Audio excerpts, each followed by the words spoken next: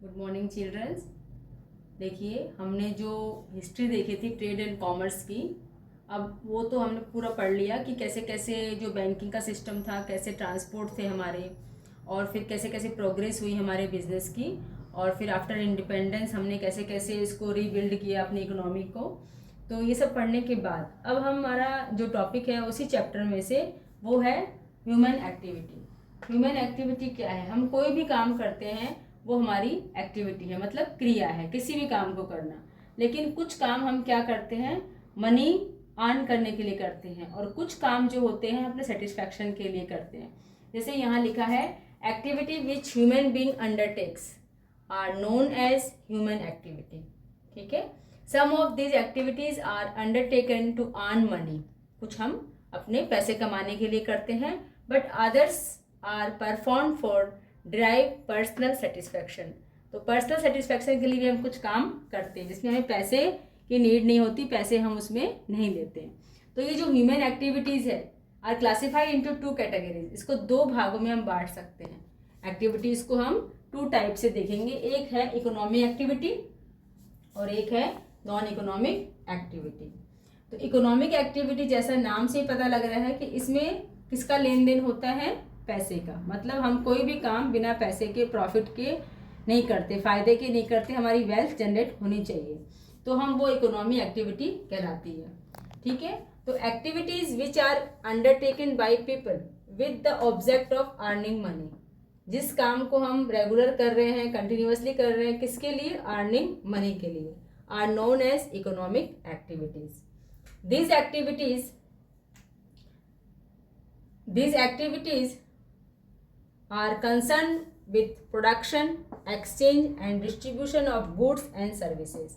हम जो गुड्स होते हैं, हमारे जो नीड्स होती है हमारी, उसका प्रोडक्शन भी कर सकते हैं, उसको एक्सचेंज भी कर सकते हैं, लेन देन कर सकते हैं, और डिस्ट्रीब्यूशन भी कर सकते हैं।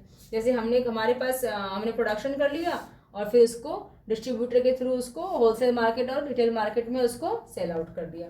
या फिर सर्विसेज दे सकते हैं। सर्विसेज कैसे? जैसे बैंकिंग की सर्विसेज है, ठीक है, और जैसे हमारी ऑनलाइन सर्विसेज हैं, या फिर हमारी जैसे सर्विसेज ये हो गई कि जैसे टीचर है, वो क्या दे रही है, वो कोई प्रोडक्शन तो कर नहीं रही, एक्सचेंज कुछ कर नहीं रही, लेकिन वो क्या दे रही, टीचिंग करके सर्विस दे रही है हमको, उसके बदले में उसको क्या मिल रही है, सैलरी मिल रही है। तो इस तरह से हम सर्विसेज और जो प्रोडक्शन है इस और एक्सचेंज है, इन सबको क्या बोलेंगे, इकोनॉमिक एक्टिविटी। मतलब कोई भी एक्टिविटी जिससे हमें मनी अर्न हो रही है अपने लाइवलीहुड के लिए, अपने जीवन को चलाने के लिए, तो वो है सारी इकोनॉमिक एक्टिविटीज। जैसे for example production of goods, जैसे वहाँ लिखा हुआ था प्रोडक्शन ऑफ गुड्स हम कर रहे हैं इन ए फैक्ट्री, ठीक है। डिस्ट्रीब्यूशन ऑफ गुड्स, और उसको फिर हम डिस्ट्रीब्यूट कर रहे हैं बाई होलसेलर और रिटेलर। फिर है वर्किंग इन ए फैक्ट्री। अगर हम फैक्ट्री में काम कर रहे हैं तो क्यों कर रहे हैं? पैसे के लिए कर रहे हैं कि हमें कुछ मंथ के एंड में कुछ हमको सैलरी मिलेगी, कुछ हमको मजदूरी मिलेगी। Working as a teacher in a school. अगर हम टीचर का जॉब कर रहे हैं तो ये भी क्या है, एक हम मनी के लिए कर रहे हैं, हमें सैलरी मिलेगी at the end of the month. जब हम पढ़ा चुके होंगे एक मंथ तो हमें सैलरी मिलेगी, तो वो भी क्या है, सारी इकोनॉमिक एक्टिविटीज है। तो सेम बात घूम फिर के वही है कि जो भी एक्टिविटी हम कर रहे हैं जिसमें हमारा मोटिव क्या है, मनी अर्न करना, है ना, चाहे वो डेली बेसिस पे हो चाहे मंथली बेसिस पे हो, तो वही हमारी सारी एक्टिविटी जितनी भी हम ह्यूमन बीइंग करते हैं वो सारी इकोनॉमिक एक्टिविटी कहलाती है। इसके विपरीत एक है नॉन इकोनॉमिक एक्टिविटी जो हमने पढ़ा था, तो ये इसकी पूरी उल्टी है। इसमें हम काम तो करते हैं लेकिन पैसे का लेन देन नहीं होता। जैसे कि the activities which are performed out of love, जिसको हम करते हैं लव के कारण, सिंपैथी के कारण, सेंटिमेंट्स के कारण और पैट्रियोटिक्स के कारण, वहाँ देशभक्ति जो है उसके कारण हम वो काम करते हैं। तो जैसे इसमें कौन कौन सी आ गई, जैसे गोइंग टू टेम्पल, ये भी एक्टिविटी, हम टेम्पल जा रहे हैं, मंदिर जा रहे हैं, किस लिए? अपने खुद के सेटिस्फैक्शन के लिए। चैरिटी, कोई पुअर पर्सन है, कोई नीडी पर्सन है, उसको हम दान कर रहे हैं, किसके लिए? खुद के सेल्फ सेटिस्फैक्शन के लिए। सोशल सर्विसेज, अगर हमारे पास समाज में कुछ करने की क्षमता है, हम किसी भी तरह से समाज में कुछ गरीब बच्चों की, गरीब परिवार की हेल्प कर सकते हैं, तो हमें क्या मिलता है, सेटिस्फैक्शन मिलता है, तो सोशल सर्विसेज आ गई। फिर जैसे मदर है, cooking food for her family, अगर माँ क्या करती है, घर पे खाना बनाती है लेडीज, किसके लिए? अपनी फैमिली के लिए, अपने बच्चों के लिए। तो वो क्या है, वो भी क्या है, अपने प्यार के, लव के लिए बनाती है, अफेक्शन के लिए बनाती है बच्चों से। तो उनको क्या मिलता है? कोई मनी नहीं मिलती, लेकिन उनको उनसे रेस्पेक्ट है, सम्मान है, प्यार है, ये मिलता है। इसीलिए वो उन सब के लिए करती है। Help an old person to cross the road. अगर कोई बुजुर्ग हमें मिले, ठीक है, और वो रोड क्रॉस नहीं कर पा रहे हैं, तो हम अगर उन्हें हाथ पकड़ के रोड क्रॉस करवा दें तो ये भी एक एक्टिविटी है। लेकिन इसके लिए हमने उनसे कोई पैसे नहीं मांगे, हाँ, लेकिन वो खुश होकर हमें आशीर्वाद जरूर देंगे, ब्लेसिंग जरूर देंगे, जिससे हमारा जीवन और भी उन्नति की ओर जाएगा। तो आज जो हमने पढ़ा वो इकोनॉमिक एक्टिविटी और नॉन इकोनॉमिक एक्टिविटी। तो कौन सी जो एक्टिविटी है वो इकोनॉमिक है और कौन सी एक्टिविटी नॉन इकोनॉमिक है, इसको हम बिल्कुल इजीली फाइंड आउट कर सकते हैं। मैं एक एग्जांपल देती हूँ आपको। सपोज आपकी मदर घर पे जब खाना बना रही है आप लोगों के लिए विदाउट मनी, कोई मनी नहीं उसके लिए वो अर्न करती, कोई सैलरी नहीं मिलती उसको, तो वो नॉन इकोनॉमिक एक्टिविटी हो गई। लेकिन वही आपकी मदर अगर as a hotel, as a restaurant, as a chef वो जॉब करती हैं और उनको मंथली मिलती है, तो उनके जो खाना है उनको कस्टमर्स खाते हैं और सराहना करते हैं, तो उसके लिए क्या होता है, उनको प्रमोशन मिलता है और उनको सैलरी मिलती है, तो वो एक इकोनॉमिक एक्टिविटी है। ऐसे ही किसी भी एक्टिविटी को आप देखिए कि वो रेगुलर बेस पे मनी अर्न हो रही है उस एक्टिविटी में या नहीं, तो वो इस तरह से आप क्लासिफाइड कर सकते हैं। तो आज हमने ह्यूमन एक्टिविटीज, उसके 2 टाइप्स इकोनॉमिक और नॉन इकोनॉमिक पढ़ा। तो बच्चों हमने इकोनॉमिक एक्टिविटी और नॉन इकोनॉमिक एक्टिविटी बहुत अच्छे से समझ लिया है।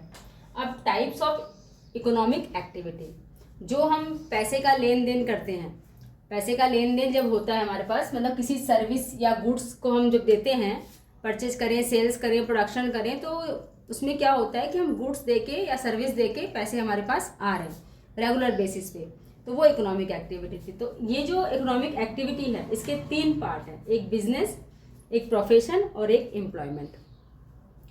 बिजनेस से भी मनी हम लोग लेते हैं, मनी हमारा एक वेल्थ क्रिएट होती है।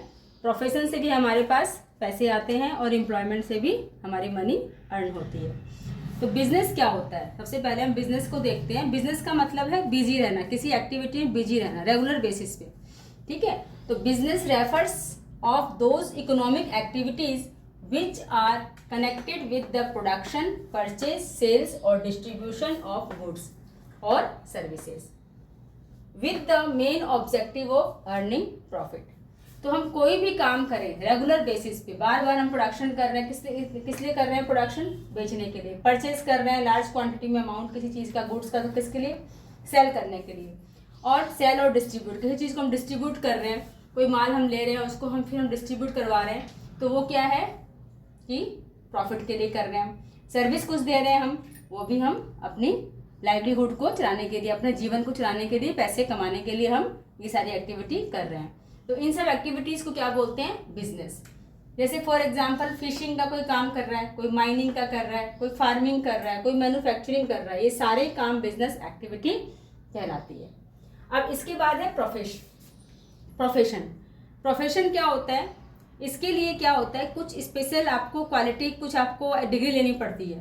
जैसे profession refers to the activities which required special knowledge and skills to be applied by an individual in his work to earn a living. The people who are engage in his or her profession are known as professionals. तो इसमें क्या है, जैसे हमारे doctors हैं, lawyers हैं, teachers हैं, ठीक है, तो इन सबको क्या चाहिए? एक डिग्री होती है इनकी।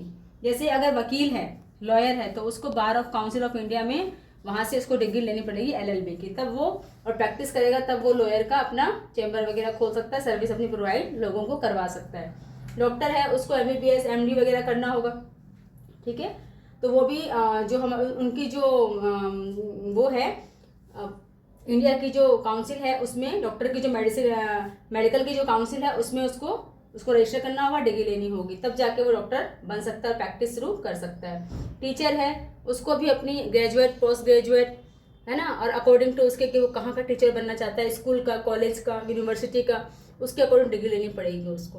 तो ये प्रोफेशंस इसीलिए है कि इसमें स्पेशल क्वालिफिकेशन चाहिए, हमें नॉलेज चाहिए और स्किल चाहिए। तभी हम प्रोफेशनल बन सकते हैं। और एम्प्लॉयमेंट में क्या है, एम्प्लॉयमेंट में एक नौकरी की, एक मान लो हम नौकरी करने जा रहे हैं, तो नौकरी क्या होता है, बहुत तरह की हो सकती है, ठीक है। हम मैनेजमेंट की जॉब कर सकते हैं, हम टीचर की जॉब कर सकते हैं, ठीक है। हम एक लेबर है तो लेबर की जॉब कर सकते हैं। तो कोई हमें अपॉइंट करता है उस जॉब के लिए, तब हम उस जॉब को कर सकते हैं। तो employment refers to an activity in which an individual works regularly for another person, किसी दूसरे के लिए वो काम करता है, and get remuneration in return, उसको एक क्या मिलता है, सैलरी या वेजेस मिलता है, जिसके लिए वो रेगुलर बेसिस पे काम करता है। कोई उसको अपॉइंट करता है अपने यहाँ पे कि मेरे यहाँ आके आप ये वाला काम करिए। The remuneration paid by the employer, जो उसको अपॉइंट करता है वो एम्प्लॉयर कहलाता है, टू हीज और हर एम्प्लॉय, और जो उसके यहाँ काम करता है वो एम्प्लॉय कहलाता है। इज कॉल्ड सैलरी और वेजेस। सैलरी और वेजेस में क्या फ़र्क है, अगर आप ऑफिशियल वर्क करते हो, आप टीचिंग वर्क करते हो, तो आपकी जो मिलता है, आपको मनी मिलती है एंड ऑफ द मंथ, वो सैलरी कहलाती है। और आप लेबर का काम करते हैं, आप लेबर हैं किसी फैक्ट्री में या ऑफिस में, तो आपको सैलरी मिलती है, वो वेजेस कहलाती है। तो इस तरह से सैलरी और वेजेस हमको एंड ऑफ द मंथ मिलती है जब हम कहीं पे जॉब करते हैं। Employed by the others are known as employee. मैंने पहले ही बताया, जब हम कहीं जॉब करने जाते हैं, जो हमें अपॉइंट करता है, अपॉइंटमेंट लेटर देता है कि आप कल से आ जाना इस काम के लिए, तो वो क्या कहलाता है, जो वहाँ काम कर रहा है वो एम्प्लॉय, ठीक है।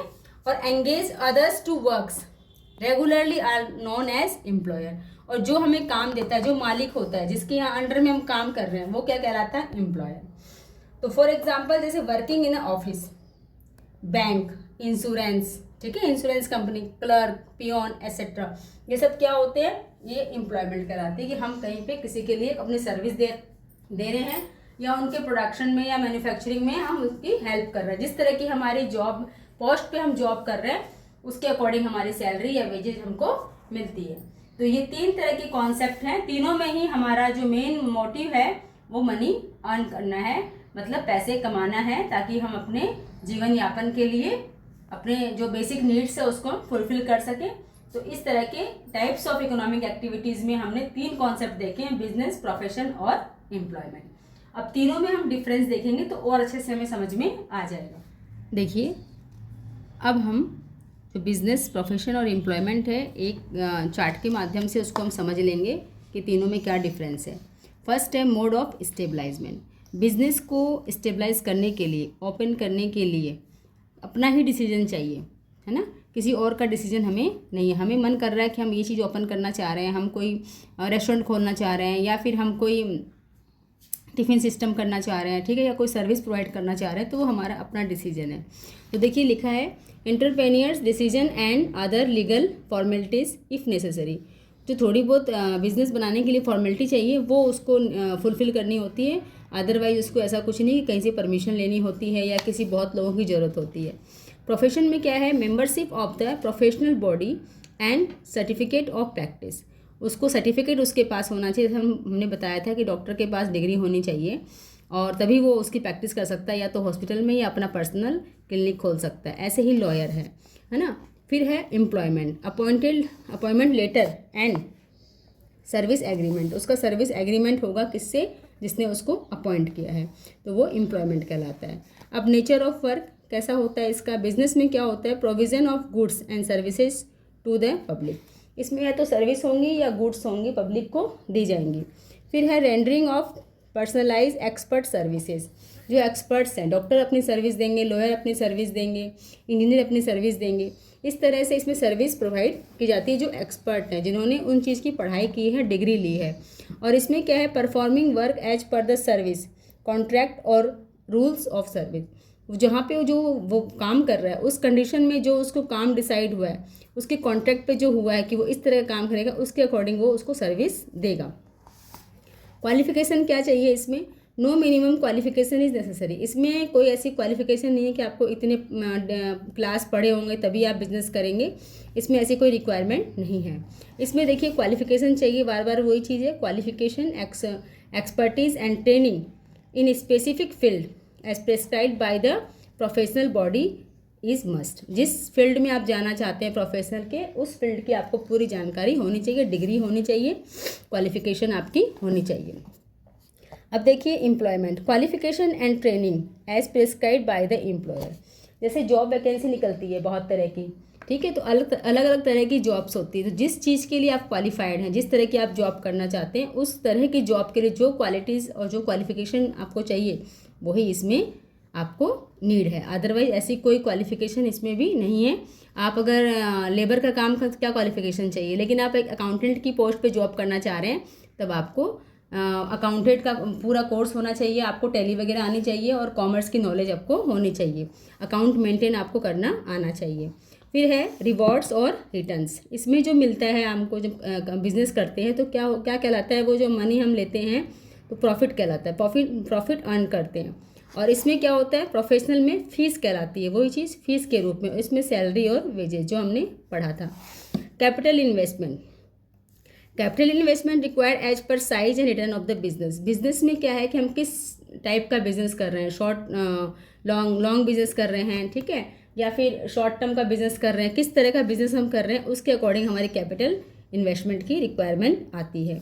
और इसमें क्या है, limited capital needed for establishment. अगर एक डॉक्टर है वो अपना क्लिनिक खोलना चाहता है तो उसको जो सेटअप करना होगा उसके लिए उसको एक मतलब इस बिज़नेस से कम रिक्वायरमेंट होती है कैपिटल की। अगर वो जो डॉक्टर है, अगर वो अपनी जो स्किल्स है और उसकी जो क्वालिफिकेशन है वो अगर हॉस्पिटल में देगा सर्विस एज ए सर्विस, तब उसको किसी कैपिटल की नीड नहीं होगी। और इसमें तो क्या है, कैपिटल की नीड है ही नहीं, क्योंकि वो तो वहाँ नौकरी कर रहे हैं। Risk, profits are uncertain and irregular, risk is present. Business में हर समय रिस्क रहती है, मार्केट कैसा रहेगा, हमने जो प्रोडक्शन किया वो बिकेगा कि नहीं, उसकी डिमांड मार्केट में है कि नहीं, ठीक है। तो इस तरह की बहुत सारी जो हमारी जो रिस्क होती है बिज़नेस में, वो हमेशा ही बनी रहती है।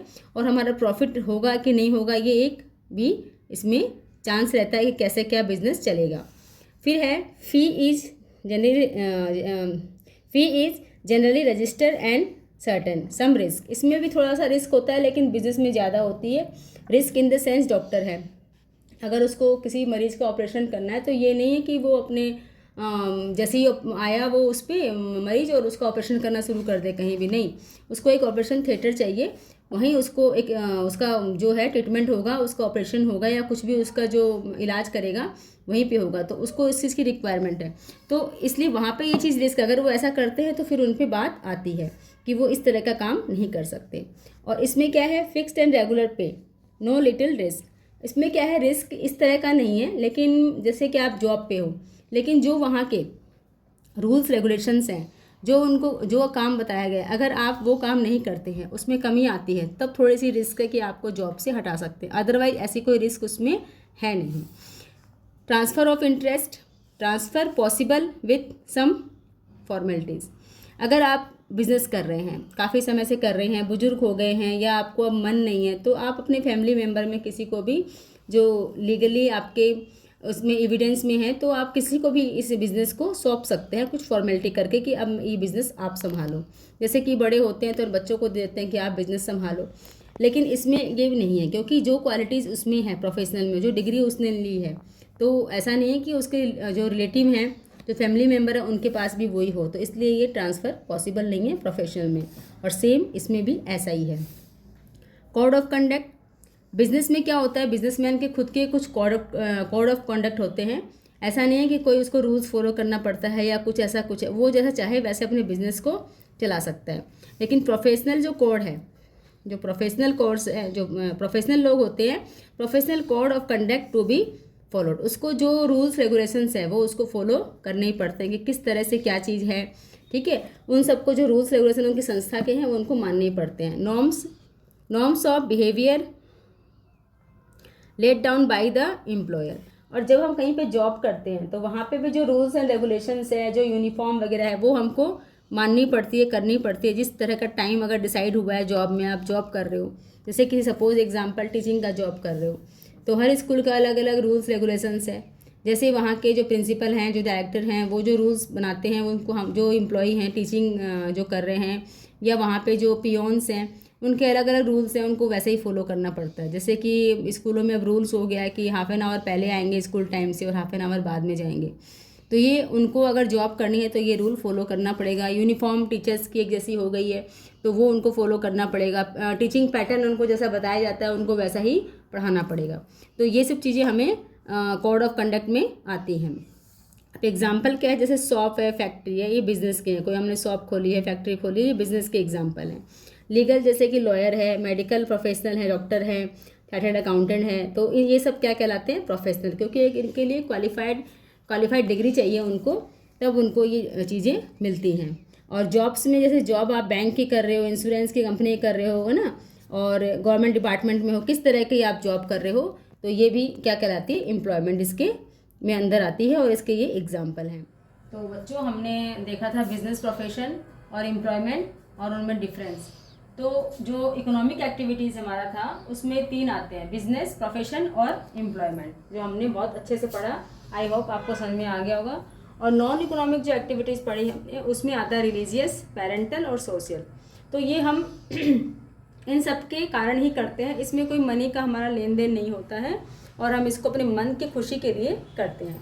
तो इसी तरह से difference between economic and non economic activity हम देखें अगर, और इसको अच्छे से क्लियर करने के लिए, तो इकोनॉमिक का जो आउटकम होता है वो क्या होता है, production of goods and services, ठीक है। और मोटिव क्या होता है, अर्निंग मनी। पर इसमें क्या होता है, mental satisfaction, psychological satisfaction and family oriented activity. जो फैमिली ओरिएंटेड एक्टिविटीज़ होती हैं वो सारी किस में आती हैं, नॉन इकोनॉमिक एक्टिविटी। सपोज एक एग्जांपल आप समझें कि जैसे कि इकोनॉमिक एक्टिविटीज़ क्या है। सपोज कि एक ढाबे में एक काम करता है एक बंदा, उसका ढाबा है, ठीक है, और वो ढाबे पे अपना खाना जो बेचता है, कस्टमर आते हैं खाते हैं, तो वो उसके लिए उसको पर प्लेट जो भी चार्ज है उसके, वो उसका लेता है। तो वो उसका क्या है, इकोनॉमिक एक्टिविटी है ढाबे। लेकिन वही सरदार जी जब गुरुद्वारे में सेवा करते हैं तब वो क्या करते हैं, लंगर में अपने सेवा देते हैं और बनाते हैं भोजन, तो वो क्या है, नॉन इकोनॉमिक एक्टिविटी है। तो इस तरह से हम देख सकते हैं कि जहाँ मनी का लेन देन है, कि हम मनी के टर्म्स में कोई काम कर रहे हैं, तब तो वो इकोनॉमिक है, अदरवाइज वो नॉन इकोनॉमिक एक्टिविटीज़ है। अगर हम मंदिर जा रहे हैं, अगर हम अपने परिवार के लिए खाना बना रहे हैं, उनको कोई गिफ्ट दे रहे हैं, तो उसमें पैसे तो खर्च हो रहे हैं, लेकिन हमें ये नहीं होता कि हमसे वो कुछ मिले। मान लो हम अपने फ्रेंड को बर्थडे गिफ्ट दे रहे हैं, तो हमें क्या हो रहा है, एक सेटिस्फेक्शन हो रहा है, हमारा लव है उससे, हमारा अफेक्शन है, ठीक है, हमारी फ्रेंडशिप है, इसलिए हम वो काम कर रहे हैं। तो ये सारे क्या है, नॉन इकोनॉमिक एक्टिविटीज़। आइए बच्चों अब देख लेते हैं बिज़नेस और उसकी डेफिनेशन। बिज़नेस हमने बार बार समझाया है, बार बार पढ़ा है, वो सेम चीज़ है इसमें, एक बार फिर इसको रिवाइज कर लेते हैं।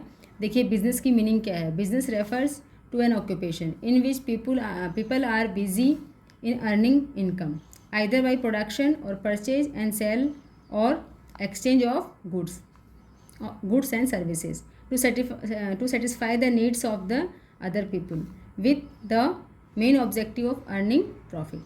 तो सेम थिंग है, हम प्रोडक्शन करें या परचेज करें या सेल और एक्सचेंज करें, लेकिन हमारा मोटिव क्या है, अर्निंग प्रॉफिट। तो इसकी डेफिनेशन क्या है, it is an activity in which different persons exchange something of value whether goods और सर्विसेज फॉर म्यूचुअल गेन्स और प्रॉफिट। तो वो अपने प्रॉफिट के लिए इस एक्टिविटी को करते हैं। ये डेफिनेशन किसने दी है, पीटरसन एंड प्लॉमैन ने दी है। तो आप जब एग्ज़ाम में आपका क्वेश्चन आता है बिज़नेस के रिगार्डिंग कि व्हाट इज़ बिज़नेस या फिर डेफिनेशन, तो आप 1 या 2 डेफिनेशन जरूर लिख के आएँ ताकि आपको फुल मार्क्स मिले। अब देखिए characteristics of and nature of business, क्या नेचर है बिज़नेस का। अब तो हमें समझ में आ ही गया होगा, काफ़ी देर से हम बिज़नेस के बारे में डिस्कस कर रहे हैं। तो क्या इसकी विशेषताएं हैं और कैसा इसका नेचर है, दोनों का मतलब एक ही है। एग्जाम में कैरेक्टरिस्टिक पूछे आपसे या नेचर पूछे, ठीक है, बिजनेस का, तो आप दोनों का आंसर सेम ही है। सबसे पहले तो ये एक एन इकोनॉमिक एक्टिविटी, ठीक है, बिजनेस में पैसे का लेन देन होता है, ठीक है, हम अपने पैसे के लिए ही बिजनेस करते हैं, प्रॉफिट के लिए करते हैं। तो business is an considered as an economic activity. It is undertaken with the objective of earning money and livelihood and not for psychological satisfaction। हम इसको साइकोलॉजिकली सेटिस्फैक्शन के लिए नहीं करते, बिजनेस को मनी अर्न करने के लिए ही हम इसको करते हैं। अब देखिए सेकंड पॉइंट है प्रोडक्शन और प्रोक्यूरमेंट, माने purchase of goods and goods and services, ठीक है। तो सेम थिंग है, हम क्या करते हैं, या तो प्रोडक्शन करेंगे या फिर हम क्या करेंगे, परचेज करेंगे गुड्स और सर्विस का। तो देखिए every business enterprises either produce or purchase goods and services from producers and then sell them to end customers. तो जिनको उनकी रिक्वायरमेंट है, एंड कस्टमर्स मीन्स जैसे कि प्रोडक्शन हुआ, फिर उसके लिए उसके कुछ एजेंट हैं, वो होलसेल में आया, फिर होलसेल से रिटेलर में आया, फिर मार्केट में आया और फिर हमारे पास आया, ठीक है। तो इस तरह से करते करते एंड कहाँ हुआ, जहाँ कंजम्पशन हो रहा है उस चीज़ का, गुड्स एंड किसी गुड्स का। सपोज़ करिए कपड़े का बिजनेस है हमारा, तो कहीं उसकी फैक्ट्री है, वहाँ उसका रॉ मटेरियल से प्रोडक्शन हो रहा है, फिर उसमें कुछ पेंडिंग वर्क है, एक बार में तो पूरा कपड़ा नहीं बन जाता, तो दूसरे जब सेकंड स्टेप में गया तो उसके लिए वो रॉ मटेरियल हो गया और उसमें कुछ और चीज़ें मिला के उस कपड़े को स्मूथ बनाया गया या उसमें कलर लगाया गया या उसमें डिज़ाइन प्रिंट हुआ। इस तरह से वहाँ से जब वो पास आउट हुआ, फिर सेकंड स्टेज के फैक्ट्री में गया जहाँ पे उसको और मॉडिफाई किया जाए कपड़े को, उसमें डिज़ाइन प्रिंट वगैरह लगाए जाएंगे, तो वहाँ उसके लिए वो फिनिश गुड था, लेकिन इसके लिए वो क्या है, रॉ मटेरियल है। तो इस तरह से स्टेप बाय स्टेप करते करते वो कहाँ आता है, कपड़ा मार्केट में आता है और मार्केट से फिर हमारे घर तक आता है। मतलब हम परचेज़ करते हैं मार्केट से, हम फैक्ट्री में नहीं जाते, हमारे मार्केट में जब जाते हैं तब हम वहाँ से परचेज़ करते हैं। तो इस तरह से हम क्या कहलाते हैं, एंड कस्टमर्स कहलाते हैं, ठीक है। तो वो सामान जो भी होता है, सर्विस हो या प्रोडक्शन हो, वो एंड कस्टमर तक ही पहुँच के फिर उसका काम ख़त्म। तो वो बिज़नेस वहाँ पे हमने प्रॉफिट ले लिया और सामान हमने बनाया था वो बेच दिया। फिर देखिए थर्ड पॉइंट है सेल और exchange of goods and services for the satisfaction of human needs. हम जो कुछ भी बनाते हैं वो किसके लिए, ह्यूमन जो अदर्स हैं उनकी नीड्स के लिए बनाते हैं, उनके सेटिस्फैक्शन के लिए बनाते हैं। बिजनेस इन्वॉल्व सेल्स और exchange of goods and services, the production of goods of services for self consumption is not business. अगर हम अपने लिए बना रहे हैं कोई भी चीज़, मान लो एक फार्मर है ना, और वो खेती कर रहा है, लेकिन वो अपने घर के लिए कर रहा है, वो अपने खुद के कंजम्पशन के लिए गेहूँ वगैरह सब्जी वगैरह उगा रहा है, मार्केट में नहीं बेचेगा उससे उसको प्रॉफिट नहीं लेना, तो वो क्या कहलाएगा, वो बिजनेस एक्टिविटी नहीं कहलाएगी, वो अपने कंजम्पशन के लिए है। जैसे कि cooking food at home for the family is not a business, but cooking food and selling it to others in a restaurant is business, जो हमने पहले भी एग्जाम्पल में देखा था, तो ये बिजनेस कहलाएगा। फिर so this must be sale और एक्सचेंज ऑफ गुड्स और सर्विसेज इज इन बिजनेस। तो हमें उसको एक्सचेंज करना होगा और रेगुलर बेसिस पे करना होगा, तभी वो बिजनेस कहलाएगा। नेक्स्ट पॉइंट है डीलिंग इन गुड्स और services on a regular basis. जो मैं बार बार आपको बता रही हूँ, रेगुलर बेसिस पे वो काम होना चाहिए, तभी वो बिजनेस कहलाएगा। देखिए पढ़ लेते हैं इसको। Business involves dealing in goods और services on regular basis. Buying और सेलिंग गुड्स और services once or twice is not business. Suppose करिए कि आप एक ड्रेस लाए और उस ड्रेस को आप अपने लिए लाए, लेकिन आपने उसको 500 और इंक्लूड करके किसी और को बेच दिया, ठीक है। उसको पसंद आ गई, उसने आपने कहा आप 500 की लाए, आपने कहा ये 550 की है, मतलब 550 की है, तो आपने उसको बेच दिया, उसने आपसे ख़रीद लिया। तो ये बिज़नेस नहीं है, क्योंकि आपने वन टाइम एक्टिविटी की है। ये आपका बिज़नेस नहीं है कि आप परचेज़ करके ला रहे हो और आप उसको प्रॉफिट रख के और दूसरे को दे रहे हैं, तो इसको हम बिज़नेस नहीं बोलेंगे, ठीक है। देखिए एग्जाम्पल देख लीजिए। If a person sells his house to buyer to purchase a new house, he is not doing business. But if a persons buy or sells houses on the regular basis to earn the money, then it will be considered as business. तो same thing है, वो house का example था और मैंने आपको dress का दिया था। अगर हाउस भी, अगर मान लो हमको नया घर लेना है, हमने अपना पुराना घर सेल आउट किया है किसी को, तो वो क्या कहलाएगा, बिजनेस नहीं, क्योंकि हम वो बार बार नहीं कर रहे, रेगुलर बेसिस पे वो एक्टिविटी नहीं कर रहे हम। अगर हम रेगुलर पे करते हैं कि हाँ मकान हम ले रहे हैं फिर बेच रहे हैं, उसमें अपना कमीशन ले रहे हैं, तो वो बिज़नेस कहलाएगा। प्रॉफिट अर्निंग आपको पता ही है, प्रॉफिट तो इसमें होना ही चाहिए, ठीक है। और फिर नेक्स्ट पॉइंट है अनसर्टेनिटी ऑफ रिटर्न और रिस्क। इसमें क्या होता है, रिस्क तो है ही बिजनेस में, देखिएगा पढ़ लेते हैं इसको भी।